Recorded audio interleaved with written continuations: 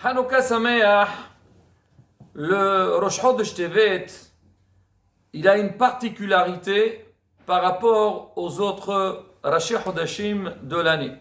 Nous on connaît Rosh Chodesh Nissan, alors il y a aussi le minhag de la Pshisha, mais le mois de Tevet, Rosh Chodesh Tevet, alors on fait aussi bien dans les prières que dans les festivités donc familiales, donc on lui prête beaucoup attention. Alors au niveau de la Tfila, on fait sortir deux Sefrei Torah. Donc on lira celui de Rosh Chodesh et le passage de Hanouka. Au niveau du Hallel, en règle générale, alors tous les Rosh Chodesh, on ne fait pas le long Hallel, le complet, mais à Rosh Chodesh Tevet, on fait le complet. Pourquoi? Parce qu'on est pendant la fête de Hanouka. Maintenant, il y a autre chose qui se rajoute, mais ça c'est pas dans toutes les communautés qu'on commémore, qu'on célèbre cet événement. C'est le lien de Rosh Chodesh Lebnat, Rosh Chodesh des filles, la fête des filles. Alors, où on commémore donc cette fête-là? En Tunisie, bien sûr, en Libye, Tripoli, surtout en Salonique et en Algérie, et même au Maroc, il y a certains qui font cette fête-là aussi. Maintenant, on va essayer d'expliquer donc le sens de la fête et comment cette fête elle est célébrée, et bien sûr le message qui ressort donc de cet événement-là. Alors on a dit Rosh Chodesh Lebnat. Pourquoi Rosh Chodesh Lebnat? Déjà on sait que beaucoup ils disent c'est normal, puisque pour les garçons on leur fait la fête des garçons à Yitro, il faut bien faire aussi quelque chose pour les filles. Alors on fait la fête des filles pendant Rosh Chodesh Tevet. Pourquoi spécialement ici? Rabotai, avant de donner les raisons, je voudrais quand même ouvrir une parenthèse, surtout une fausse idée qui se trouve chez certaines personnes. Ils pensent que dans la Torah, la femme ou la fille n'a pas vraiment une place dans la religion juive. C'est complètement le contraire, c'est complètement faux. Déjà, on a lu ça tout à l'heure dans le Tehillim, dans le Hallel. David Amelech, il appelle la femme Aqeret Habayit. C'est quoi Aqeret Habayit? Le Iqar de la maison. Elle, c'est le plus principal. C'est le moteur de la maison. Pourquoi? Si on réfléchit bien, tout passe par la femme.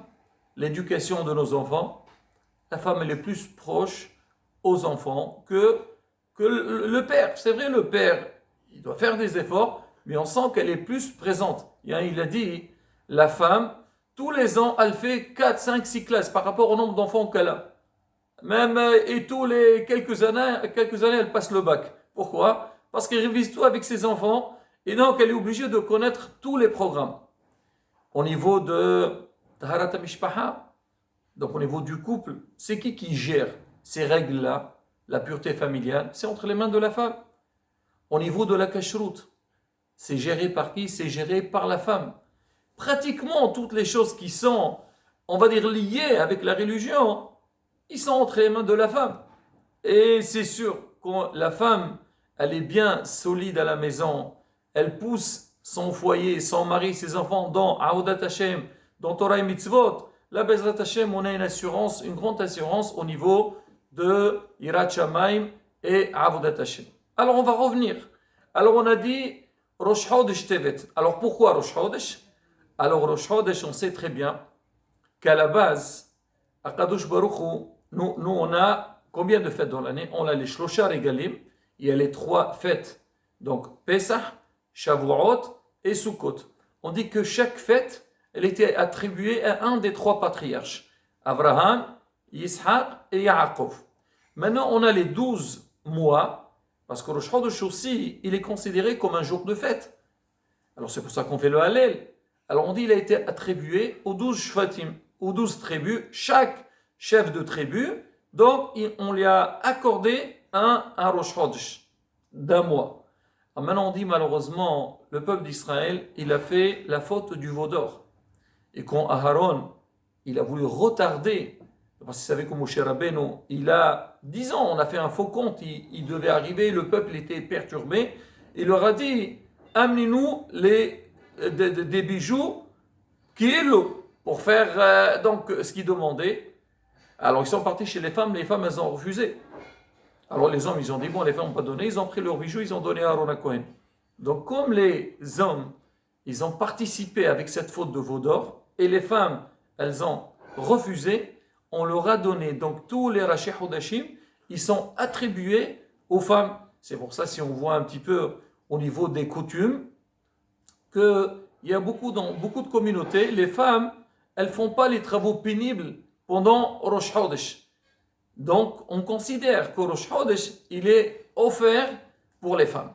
Maintenant, on va associer les événements. On a donc Rosh Chodesh, donc qui est pour les femmes.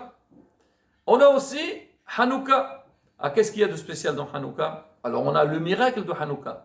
Mais on sait que Hanouka, il y a aussi des femmes qui ont contribué donc, à ce miracle-là. On parle de l'histoire de Yehudit. Alors beaucoup disent que l'histoire de Yehudit qui a fait manger donc le chef d'armée, elle lui a donné à boire du lait ou du fromage et après elle lui a coupé sa tête. On dit que c'était un grec, mais ça ne s'est pas passé à l'époque de Hanouka, c'est passé dans une autre période. Mais comme Hanouka elle est liée avec les Grecs, donc c'est pour ça qu'on a voulu faire des coutumes qui sont liées avec cette histoire-là. C'est pour ça qu'on mange le laitage, on mange les beignets, les briques et ainsi de suite. On parlera de ça dans la suite. Et il y a aussi, on dit, l'histoire de Hannah, la fille du Kohen Gadol, parce qu'à l'époque, il y avait une Xéra, donc l'empereur de l'époque ou le maire de l'époque, alors il exigeait que toute fille qui va se marier, avant de se marier, elle est obligée de passer par lui, que Dieu nous préserve. Et on raconte qu'à cette époque-là, les filles, elles ont arrêté, ils ont dit non, pourquoi on va se marier? Hasbe Shalom pour aller avec un tamé, avec un impur. Ils ont protesté. Et donc cette fille-là, Hannah, elle en fait, elle a déclenché. Elle a parlé avec sa famille, elle leur a dit, mais attendez, elle devait se marier. Elle a dit, mais attendez, comment on va faire? Comme ça, on se laisse entre les mains le haléno de l'ennemi. Et elle a réveillé les frères et ils ont commencé, donc ils ont fait la guerre contre les Vanim, contre les Grecs, et Baruch Hashem, donc il y a eu ce grand miracle. Alors maintenant, vu que les femmes, et même il y a eu d'autres histoires qui se sont déroulées avec les femmes, on a dit, donc on les a tous regroupés pendant cette fête-là de Rosh Chodesh Tevet, comme on fait la fête pour les femmes, et on va soulever aussi, on dit qu'on raconte aux enfants, raconter donc quelques histoires où on a vu des femmes fortes qui ont contribué dans l'histoire du peuple d'Israël. Alors maintenant, donc on a pris le Rosh Chodesh Tevet. Maintenant, comment ça se passe? Alors, en tous les cas, dans la communauté tunisienne, alors cette fête-là, alors on fait des gâteaux dans le miel. Il y a les beignets, ça c'est tout le temps. Mais je me rappelle quand j'étais petit, on disait on faisait qnadel. C'était des petits, même on les dit des candelles. Alors c'est quoi? C'est des petits gâteaux. Alors peut-être on les appelait qnadel par rapport au qandil de Hanouka, comme on allumait donc les fioles, et en arabe ça s'appelle qandil, on appelait ces gâteaux-là, on les appelait qnadel. On faisait ces gâteaux-là. Il y avait beaucoup d'échanges entre les familles. Alors on dit que beaucoup ils disent que cette fête-là, elle est liée aussi avec la fête de Purim. Quel rapport? Déjà dans la halakha, on pose la question, c'est quoi la différence entre Hanouka et Purim? On a dit qu'à Hanouka, à Purim, on a voulu exterminer le peuple d'Israël, on a touché le corps. Hanouka, on a voulu toucher l'âme juive. Mais il y a quand même un parallèle. On dit que Esther Amalka, quand elle était appelée et elle était couronnée par Ahashverosh, c'était quand? C'était le mois de Tevet. Et donc le mois de Tevet qui est lié avec ce mois-ci. Et donc nous aussi on fait une fête par rapport à Esther, un souvenir par rapport à ce qui s'est passé avec Esther. Et donc encore une fois, c'était des femmes juives qui ont contribué. Alors à Salonique. Alors Salonique, c'est en Grèce. Et là-bas, donc quelque part, ils ont supporté donc ce drame-là plus que le monde entier. Alors eux aussi, ils ont l'habitude de faire ça. Et la veille de Rosh Chodesh Tevet, alors il y avait une ambiance très spéciale. On raconte que toutes les filles de la ville, elles venaient toutes à la synagogue et elles commençaient à chanter, à manger, ils mangeaient des gâteaux, même ils buvaient, ils prenaient un petit peu de vin. Donc comme pour dire les hayim, On dit que c'était des sigoulottes pour que les filles qui ne sont pas mariées, qu'elles se marient dans l'année. Et elles faisaient une fête ensemble, tout le monde était présent, toutes les filles, et elles se demandaient mehila, elles se demandaient pardon les unes aux autres. Pourquoi? Parce qu'elles considèrent que cette journée, c'est une journée qui est très importante, et elle est propice donc à la mehila. Et pareil aussi, il y a ce qu'on fait aujourd'hui, on commence à faire le lien de la bat mitzvah. On fait la bar mitzvah pour les garçons, il y a aussi pour la bat mitzvah. Avant, on ne faisait pas vraiment une fête, on sait que la fille elle est arrivée à l'âge de bat mitzvah et ça s'arrête là. Mais à Salonique, ils faisaient ça, et toute fille qui devait faire sa bat mitzvah cette année-là, donc elle faisait la fête pendant la veille de Rosh Chodesh, elle venait à la synagogue, on faisait une grande fête.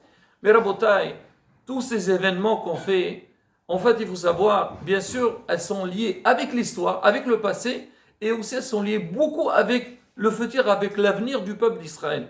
C'est pourquoi, qu'est-ce qu'on a besoin de transmettre à nos filles? Leur dire, regardez comment nos matriarches, comment nos mères, les femmes du passé, elles ont fait, elles étaient fortes. Nous aussi, on doit continuer de garder Masorat Avotenu. Et surtout, Rabotai, sur le lien de Tsni'out, la pudeur. Souvent, quand on fait des fêtes, alors même si on est sérieux, des fois, on passe un peu à côté, parce qu'on rigole, on discute, des fois on boit, et des fois il y a des gens qui viennent habillés d'une manière un petit peu, on va dire, pas trop respectueuse par rapport à la personne elle-même. Elle pensait comme ça, oui, alors c'est le contraire. Donc nous aussi, à travers ces fêtes-là qu'on va faire, Bezrat Hashem, cette fête de Rosh Chodesh Lebnet, la fête des filles, on va dire aux filles, regardez votre place dans le foyer juif, dans la religion juive, et bien sûr, il faut continuer à prendre le flambeau entre les mains, et Bezrat Hashem, espérer que Bezrat Hashem, que Masorat Avotenu, elle restera entre nos mains. Je vais finir avec un petit mot très très intéressant. On dit que les Grecs, c'était quoi? C'était Yavan. Comment ça s'écrit Yavan? Yud, Vav, Nun. Alors le Yud il est petit, le Vav il est un peu plus grand, et le Nun il est beaucoup plus grand. C'est très beau, si on fait un schéma avec Yud, Vav, Nun, on voit c'est très beau. Mais en vérité, les Evanim, qu'est-ce qu'ils ont cherché? Ce qu'ils ont cherché le plus, tout ce qui est la beauté physique. On a sa beauté avec la beauté, d'accord? Tout ce qui était lié, les Jeux Olympiques et tout ça, c'est tout le travail du corps. Alors on nous dit, nous, à Israël, regardez. C'est vrai, c'est marqué, la beauté, il ne faut pas la dénigrer, mais bien sûr dans les règles. Mais nous, qu'est-ce qu'on a besoin d'aller avec? C'est la tzidkout, être tzaddik, ça veut dire quoi? Il faut la hirat shamayim. Et chez les filles, encore plus la tzidkout et surtout la tsni'out, c'est-à-dire la pudeur. Si on prend le tzadi, on le met à côté de Yavan, ça fait quoi? Ça fait Tzion. Benot Tzion. Ça veut dire nous, Am Israël, alors on veut avoir la Géoula, on veut avoir la transmission. Alors c'est Tzion. Même tout ce qui est matériel, alors toujours associé avec le côté spirituel, et Bezrat Hashem, qu'on travaille sur ça, et on met ça dans notre tête, et on le montre à nos enfants, Bezrat Hashem, on aura la Géoula très très prochainement. ירצון שיזכה לכל השם ורבי אמנו, חנוכה שמח בראש חודש טוב ומבורך.